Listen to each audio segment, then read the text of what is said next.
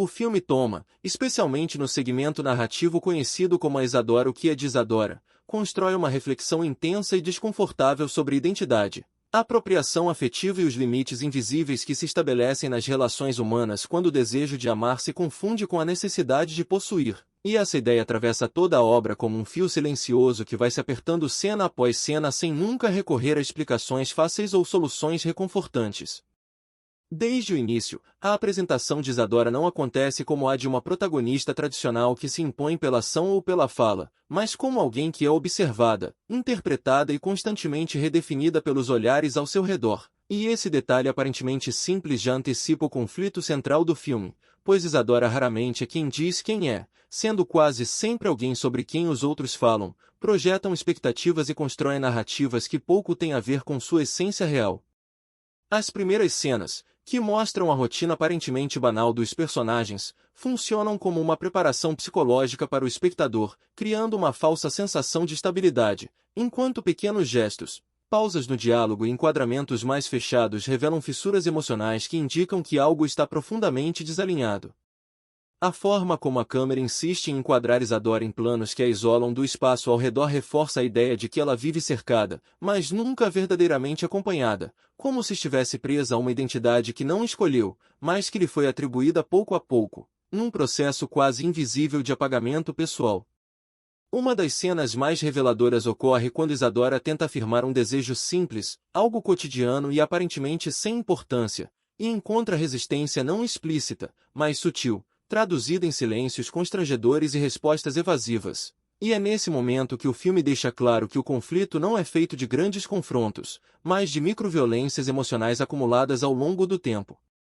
Comparando Toma com outros filmes que abordam temas semelhantes, percebe-se que aqui não há a intenção de dramatizar o sofrimento de forma espetacular, mas sim de torná-lo incômodo pela proximidade com a realidade, lembrando produções mais intimistas do cinema europeu, onde o drama nasce da repetição e da frustração silenciosa, e não de eventos extraordinários.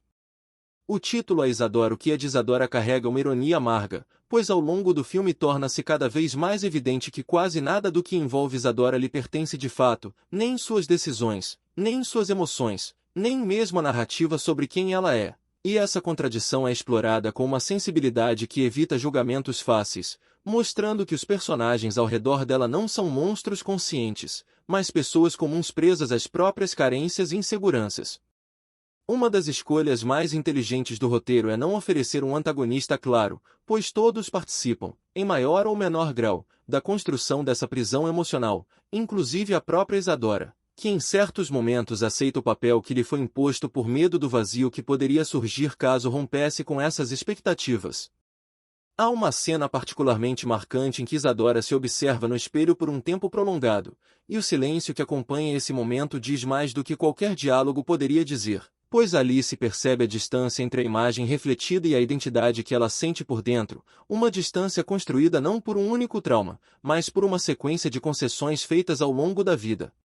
Do ponto de vista pessoal, ao assistir Toma, é impossível não lembrar de situações cotidianas em que pessoas próximas acabam sendo reduzidas a versões convenientes de si mesmas, moldadas para caber nas necessidades emocionais dos outros. E o filme tem o mérito de provocar essa identificação sem recorrer a discursos explícitos ou moralizantes. A direção opta por uma narrativa que confia na inteligência emocional do espectador, deixando espaços vazios que precisam ser preenchidos pela experiência pessoal de quem assiste, e talvez seja por isso que o filme continue ressoando mesmo após o fim, como uma pergunta que não encontra resposta imediata.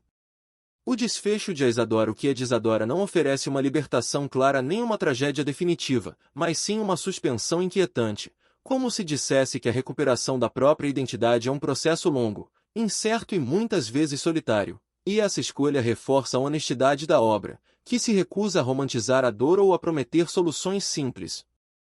No conjunto, Toma se afirma como um filme profundamente humano, que observa com delicadeza e firmeza os mecanismos silenciosos de controle emocional e a dificuldade de reivindicar aquilo que deveria ser óbvio, a própria existência como sujeito, fazendo de Isadora não apenas uma personagem, mas um símbolo discreto e poderoso de todas as identidades que se perdem quando o amor deixa de ser encontro e passa a ser apropriação.